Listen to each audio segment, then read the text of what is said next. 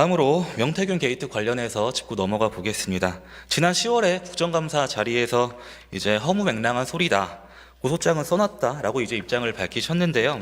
그런데 한 달 사이에 사이즈가 굉장히 커졌습니다. 명태균 씨와 김영선 전 국회의원이 지금 구속이 돼 있고요. 이제는 이준석 의원과 김종인 전 비대위원장까지 검찰 수사의 이제 대상이 되었다고 합니다. 매일매일 이제 새로운 뉴스가 나오는 것 같아요. 뭐 어제 밤부터 시작해서 오늘 아침도 마찬가지고요. 그리고 이런 현안에 대해서 이제 야당 시의원이 언급하지 않는 것이 저는 이제 직무유기라고 생각을 했고요. 앞으로 시장님의 시정 활동과 그리고 서울시의 여러 정책 추진에 잡음이 끼지 않도록 좀 이 자리에서 털고 가는 게 맞는 것 같습니다. 영상 2분짜리 있는데 한번 좀 같이 보시겠습니다. 지난 10월 13일 명태균 씨가 자신의 페이스북에 올린 글입니다. 2021년 서울시장 국민의힘 경선 다음 날 김종인 비대위원장이 자신에게 찾아와 국민의힘 후보가 서울시장이 돼야 한다. 안철수 당시 국민의당 대표를 꼭 이기게 해달라고 부탁했다고 썼습니다. 그래서 명 씨는 거기에 맞춰 판을 짰고 결국 오세훈 후보가 단일화에 성공했다고 주장했습니다. 김종인, 오세훈 두 사람은 명 씨의 주장을 전면 부인했습니다. 그리고 명태균 씨는 서울시장의 선거 단일화 과정에서 본인이 판을 짰다고 주장을 합니다. 이 부분에 대해서 동의 안 하시죠? 아유, 허무맹랑한 소리죠. 네. 시장님, 명태균 씨에 대해서 명예훼손으로 고소할 생각 있으십니까? 네, 고소장은 써놨습니다. 네. 명태균 씨와 오세훈 시장 둘 중 한 사람은 거짓말을 하고 있는 상황. 강혜경 씨는 뉴스타파와의 인터뷰에서 명 씨 주장이 맞다는 입장을 내놨습니다. 이제 오세훈 시장이 뭐 이제 살려달라고 울었다 하시는데 울었던 것까지는 전 정확하게 모르겠고 명태균 대표가 오세훈 시장한테 시장 할래요, 대통령 할래요 라고 질문했다는 거를 저한테도 직접 얘기를 해주셔서 자랑. 네. 오세훈 시장이 나는 시장 할 겁니다 라고 얘기를 했기 때문에 이 사람은 시장밖에 안 된다 라고 얘기를 했었고. 그러면서 지난 대선 당시 윤석열 후보가 그랬던 것처럼 오세훈 시장이 공짜 여론조사를 제공받았다고 말했습니다. 이게 오세훈 때는 명태균이 그럼 주로 어떤 역할을 한 거예요? 자체 조사를 좀 많이 했더라고요. 서울시장 같은 경우 제가 자료를 보다 보니까 일단은 서울 조사, 자체 조사도 했었고 공표 조사도 좀 몇 건이 또 있고. 그거를 무료로 꽂아준 건가요? 똑같이? 일부는 무료고 일부는 돈을 제가 받았던 걸로 기억이 되거든요. 근데 전체를 다 받은 건 아니에요? 아니면 이게 정식적인 합법적인 경로가 아닌 비공식적으로 이제 돈을 받았던 거라. 그럼 오세훈도 똑같이 비슷한 문제가 될 수도 있겠네요. 정치자금 보면. 현재로 봤을 때는 네. 대신 좀 듣기에 좀 거북하셨을 것 같은데요. 저 강혜경 전 보좌관도 인생을 걸고 저렇게 이제 발언을 하고 있는 거 아니겠습니까? 타임라인 따라서 좀 한번 짚어보겠습니다. 사건 초기에 SNS에 이렇게 글을 남기셨는데요. 21년 서울시장 보궐선거 당시 김영선 전 의원이 무리하게 요청해서 명태균을 만나보기는 했지만 이상하고 위험한 사람이라는 판단이 들어 관계를 끊었다라고 하셨습니다. 좀 어떤 점이 이상하고 위험해 보였나요?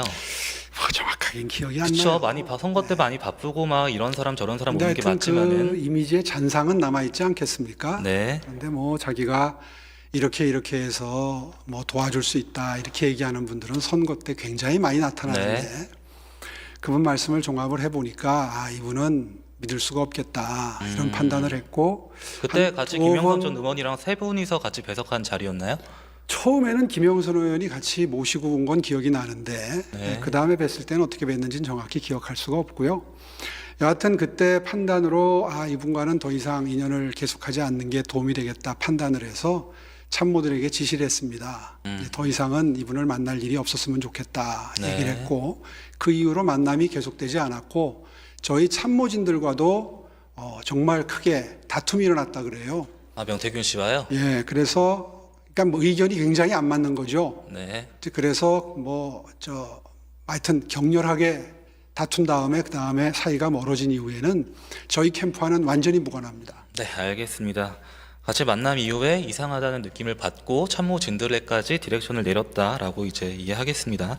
그리고 또 이제 그 이후에 그 이제 사건의 타임라인으로 돌아갔을 때 나경원 전 의원도 한 말씀을 하셨어요. 오세훈 후보와의 2차 경선은 느닷없는 여론조사 100%로 진행됐다. 그 여론조사는 민주당 지지자들의 응답 유도를 위해 국민의힘 여론조사라는 것을 모두 조항에 언급하지도 않은 여론조사였다. 서울시장 레이스 초반 여론조사 압도적 1위, 1차 경선 압도적 1위였던 내가 결국 압도적으로 패했다라고 주장을 했습니다. 여기에 이제 바로 시장님은 검증되지 않는 폭로다, 뭐 자중질환은 공멸이다라고 반박을 하셨고요. 이제 그 이후에 어떻게 두 분이서 오해는 따로 풀으셨나요? 아니면 현재 진행형인가요? 제가 워낙 제가 마음이 넓은 편이라 따로 뭐 그런 오해는 풀지 않고 그냥 평행선에 있는 걸로 인지를 하겠습니다. 네, 하여튼 지금 말씀하신 거에 대해서 좀 말씀을 드리면 전체가 다 엉터리입니다. 왜 엉터리냐 하면 제가 그래서 오늘 이거 물어보신다 해서 들고 나왔는데요. 네. 이 2021년 봄에 선거가 있었잖아요. 네. 20년 10월 16일자 주간조선 이 여론조사가 처음 나온 겁니다. 서울시장 여론조사 처음 나온 거. 네. 최초. 그 이후에 선거 있기까지 46번의 여론조사가 있습니다. 네. 근데 이게 가장 처음 나온 게 오세훈 24.6%, 안철수 18.4%, 박주민 10%, 박영선 9.6% 이렇게 돼서 쭉 내려가요. 네. 그러니까 명태균 씨 주장은 네. 오세훈이 정치 공복기가 길어서 도저히 이길 수 없는 상황이었는데 자기가 도와서 이겼다 이런 주장을 하고 있는 거거든요. 네. 이 여론조사를 보면 어차피 시장님이 앞서고 있었다. 예, 그리고 거기에 숟가락을 올리고 지금 이렇게 전국적으로 시끄럽게 하고 있는 것이 명태균 그렇죠. 주장이다. 네. 알겠습니다. 그렇게 요약할 수 있습니다. 그 한국경제신문에서 10월 18일자 보도가 있었는데요. 21년 4월 7일 날 재보궐선거가 끝나고 21년 4월 25일 날 제주도 서귀포시에 위치한 한 별장에서 김종인 전 비대위원장과 명태균 씨가 만났다고 해요. 그런데 이상한 점이 이게 명태균 씨가 김종인 전 비대위원장을 초청하는 형식이었다고 합니다. 그리고 그 별장의 소유주는 정치권에서 시장님의 오랜 후원자라고 알려진 분이라고 하시는데요. 기사에 따르면 공정과 상생 학회 대표라고 하시네요.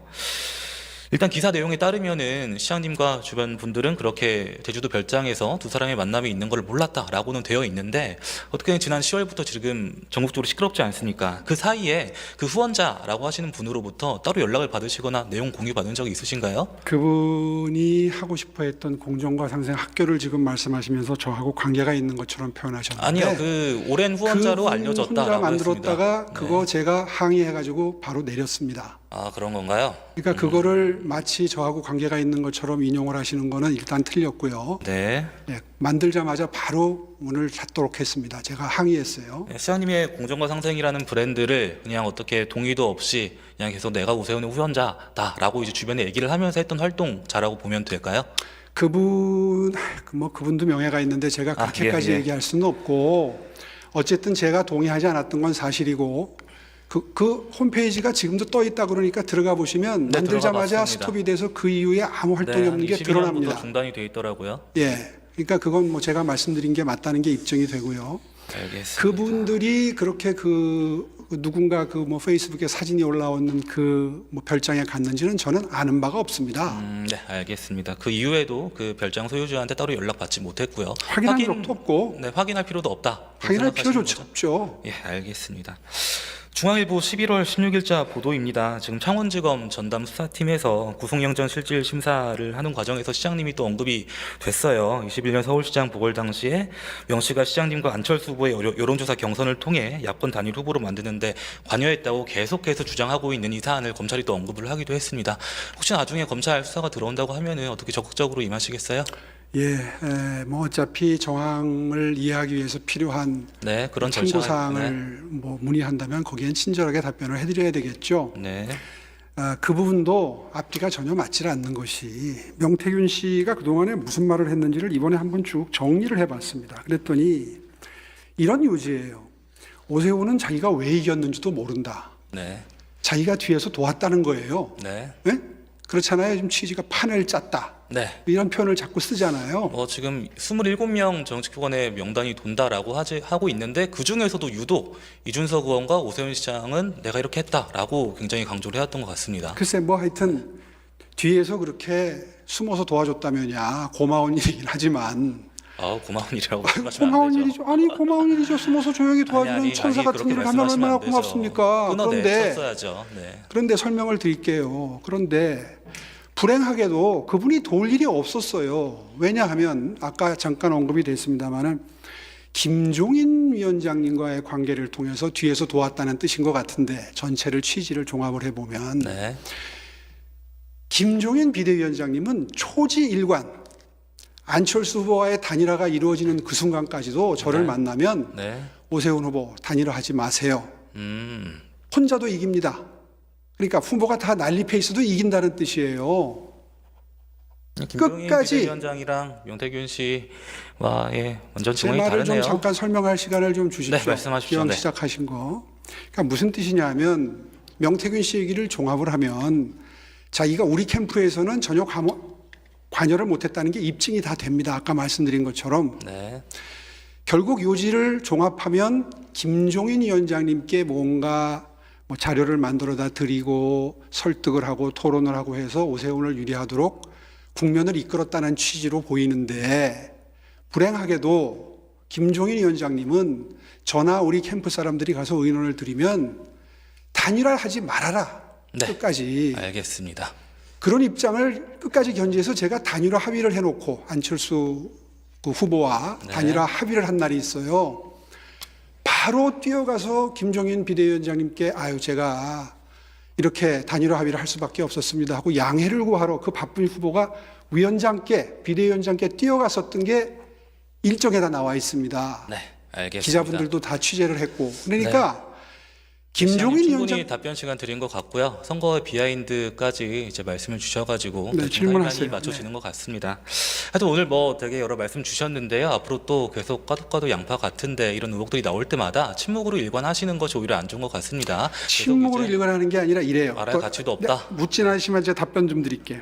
지난번에 국정감사 때도 그렇고 왜 고소장을 써놓고 내지 않느냐고 자꾸 그러는 거예요. 네, 앞으로도 내실 생각 네? 없으신가요? 그런데 내 이렇게 답변 드릴게요. 네. 내가 어저께 받은 문자인데 오세훈 시장 걱정이 돼서 내가 이런 돌아다니는 카톡 문자를 보낸다 하면서 저는 고향이 대대손손 조상님이 서울에서 거주하셨습니다. 네, 예, 외갓집은 상주고요. 네, 그런데 그 문자는 오세훈의 고향이 담양이다.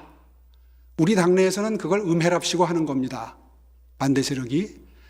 이런 사람 제가 고발해야 됩니까? 그 뭐 담양이 고향이고 뭐 이런 거와 지금 이 사건이 또 하나 예를 상관관계가 들어볼게요. 없는 것 같은데요. 그 외에 그런 주장하는 분들 중에 이런 것도 있어요. 김어준을 빨리 쫓아내지 않았다. 이건 김어준과 밀약을 했기 때문이다. TBS에 대해서 매우 미온적이다. 오세훈은 좌파다. 배신자다. 이것도 워낙 제가 지금 고발해야 됩니까? 가지고 계신 근데 그런 그 사례들과 이 사례는 다른 것 같고요. 시장님. 뭐가 다릅니까? 터무니없는데 다 고소고발을 하면 네, 알겠습니다. 아직 그래도 뭐 사리에 맞질 않죠. 그런 것들이. 알겠습니다. 충분히 말씀하신 것 같은데요. 다음으로 지구당 부활 관련해서 넘어가 보도록 하겠습니다. 지난 5월과 9월에 계속해서 지구당 부활 관련해서 반대 메시지를 내고 계세요. 2004년에 이제 어떻게 보면 업적이라고 할 수 있는 과거의 영광인데 저는 20년이 지난 지금 한국 정치 풍토에서 모처럼 이 여야의 극단으로 달리는 이 과정에서 정치적 교집합이 생긴 건데 왜 자꾸 반대 메시지를 내시는지 모르겠습니다. 저는 심히 우려됩니다. 돈 정치와 뭐 제왕적 당대표 때문이다라고 말씀 주셨는데 어떤 점이 아직도 지구당이 생기면 돈 문제가 발생하고 제왕적 당대표의 권한이 강화된다고 보세요? 새로 정치를 시작한 지 얼마 안 되시는 분들은 그 심각성을 경험할 기회가 없었기 때문에 그렇죠. 저 같은 경우에는 이제 그런데 2004년에 시장님이 법 통과시킨 10년 뒤에 2014년부터 이제 대학생 평당원으로 지역 활동을 했었는데요. 그리고 10년 지나서 지금까지 봤을 때 글쎄요. 저는 지금 이게 체계가 안 잡혀져 있고 정치적 이너서클이라고 하는 지역사회에 그런 것들이 다 음지에 있어서 이거를 양지로 끌어내기 위해서는 지구당 부활이 반드시 필요하다고 드는 입장입니다. 시장님이 그렇게 활동하실 때는 굉장히 큰 지구당의 폐해가 있었던 걸로 알고 있습니다. 네. 근데 그때와 지금의 현실이 같다고는 보지 않습니다. 저는 네, 말씀해 인간의 주시죠. 본성은 똑같다고 생각합니다. 네. 무슨 말씀이냐 하면요. 여지가 생기면 부패합니다. 일단 첫째, 전 세계의 원외 지구당 위원장이 후원회까지 조직해서 일반 시민들의 후원을 받아가면서 정치할 수 있도록 한 나라는 없습니다. 첫째. 두 번째, 과거에는 어쨌냐면요.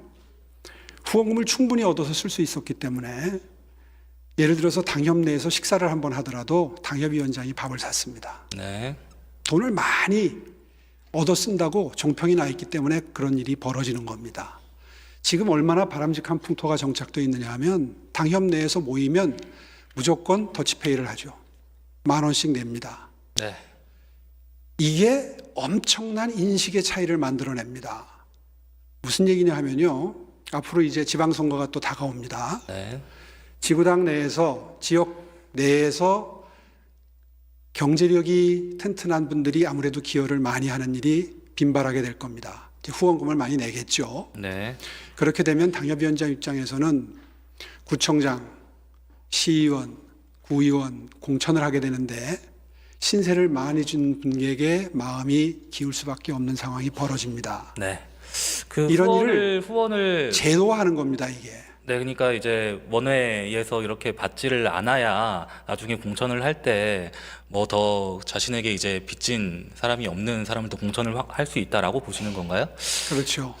저는 뭐 그렇게 보실 수도 있겠지만은 제가 이제 시장님께서 오랫동안 이제 행정가로 가시고 또 야인생활 거치고 이렇게 계셨지만 제가 지금 민주당에서는 지역위원회라고 하고 국민의힘에서는 당협협의회라고 하는데 글쎄요 그렇게 이제 뭐 식사 자리 하고 당연히 더치페이 하고 하는 건 좋은 문화지만은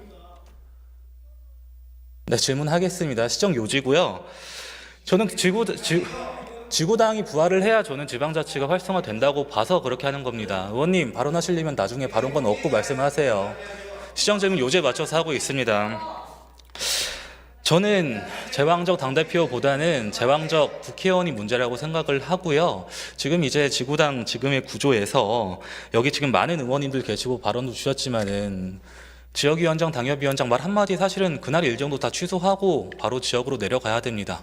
저는 이게 굉장히 큰 문제가 있다고 생각을 해요. 지구당이 부활을 한다면은 정말 어떤 새로운 때묻지 않는 뭐 청년당원이 됐든 이런 분들이 더 안에 들어올 수 있고 의정활동을 목표하면서 지역활동을 하고요. 되게 새로운 인재충원이 가능하다고 보여집니다. 그러니까 국회의원과 당협위원장, 지역위원장이 자신의 바운더리 안에 갇힐 사람들을 공천하는 게 아니라 정말 시민의 눈높이에서 그리고 정책적으로 더 검증된 그런 사람들을 지방의원으로 공천할 수 있는 여지가 생긴다고 생각을 합니다. 정치적 충원과 관련해서는 어떻게 생각하세요? 지방의원이나 이런 걸 하나의 예를 들었을 뿐이지 네. 후원금을 받으면 어차피 마음에 빚은 생기는 겁니다. 네. 원외 당협위원장을 적어도 한두 번 이상 해온 분들은 오히려 이런 주장에 대해서 신중합니다. 아니, 지금 뭐 처음 하신 분들이 지금 129명이 지도부에 소환 전달을 했는데 이게 처음 정치를 뭐 경험해가지고 이렇게 지구당 부활해야 된다고 주장한다고 보시는 제가 건가요? 얘기를 들어보면요 걱정들이 많습니다. 그건 뭐 제가 이 자리가 아니라도 얼마든지 기회가 주어지면 그런 구체적인 언급들을 할 텐데요. 하여튼 지구당을 부활시키는 걸 마치 개혁으로 알겠습니다. 포장하는 것은 네, 시대의 시장님. 흐름을 역행하는 것이다. 저는 그렇게 생각합니다. 네, 시장님 말씀 잘 들었고요. 저는 지구당 폐지된 지금 20년이 지나서 한국 정치가 퇴보하기도 했지만 진보한 측면이 더 많다고 생각을 합니다. 그리고 지구당이 부활을 해야 정말 새로운 정치적 충원과